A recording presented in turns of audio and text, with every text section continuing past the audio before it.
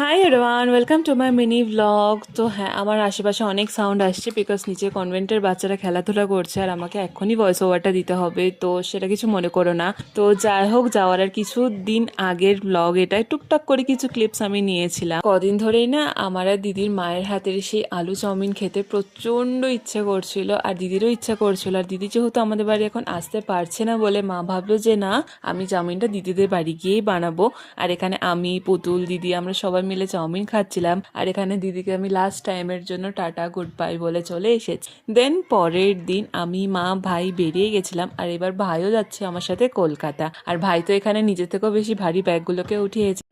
যতবার মাকে ছেড়ে যায় না, মনটা আমার এতটাই খারাপ করে, কিন্তু এই যে মুখে প্রকাশ করা যাবে না, তাহলে মাও কেঁদে দেবে। তো যাই হোক, ট্রেনে আমরা উঠে গেছিলাম আর ঘুগনিয়ে খেয়েছিলাম, উঠে উঠে ঝালমুড়ি খেয়েছিলাম।